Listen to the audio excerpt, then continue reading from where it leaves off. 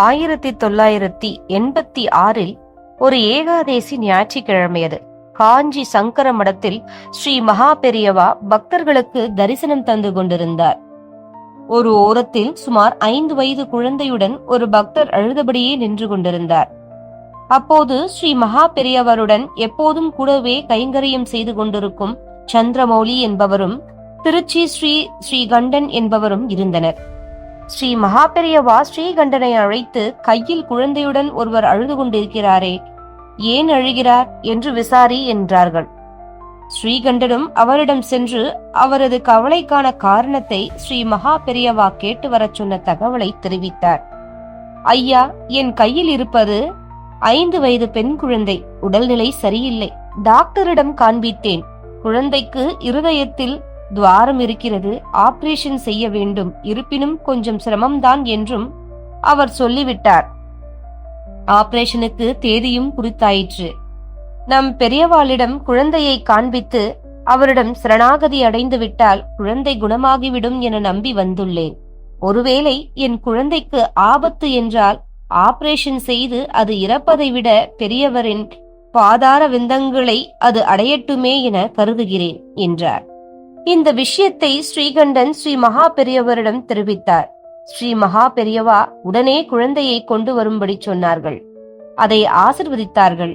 அருகிலிருந்த சந்திரமௌலியிடம் ஓர் மாம்பழத்தை கொடுத்து, இதில் சிறு துண்டை நறுக்கி குழந்தைக்கு கொடுக்க சொல், சரியாகிவிடும் என்றார்.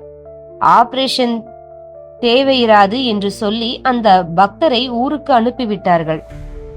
அதன்பின் தன் குழந்தையை டாக்டர் குறிப்பிட்ட நாளில் அழைத்துச் சென்றார் அந்த குழந்தையின் தந்தை. டாக்டர்கள் குழந்தையை பரிசோதித்த போது ஆச்சரியம் அடைந்தனர். இருதயத்தில் துவாரமா? இந்த குழந்தைக்கா? இல்லையே என்றார்கள். அன்று இருந்த துவாரம் இன்று மறைந்தது எப்படி என்று குழந்தையின் தந்தையிடம் கேட்டார்கள். நடந்ததை விளக்கினார் அந்த குழந்தையின் தந்தை. டாக்டர்கள் ஆச்சரியப்பட்டார்கள். பின் ஸ்ரீ மகா பெரியவரிடம் வந்து நடந்ததை சொல்லி மகிழ்ச்சியுடன் ஆசி பெற்று சென்றார்கள். இதன் பின் 1994 மகா பெரியவா முக்தியடைந்து விட்டார்கள். 2006 ஒரு வெள்ளிக்கிழமையன்று ஒருவர் ஸ்ரீ மகா பெரியவரின் அதிஷ்டானத்திற்கு, அதாவது பிருந்தாவனத்திற்கு வந்தார்.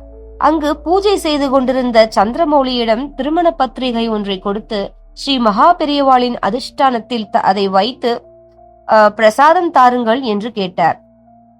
சந்திரமௌலியும் அவருக்கு மாம்பழம், துளசி, கற்கண்டு கொடுத்தார். வந்தவர் கண்களில் கண்ணீர்.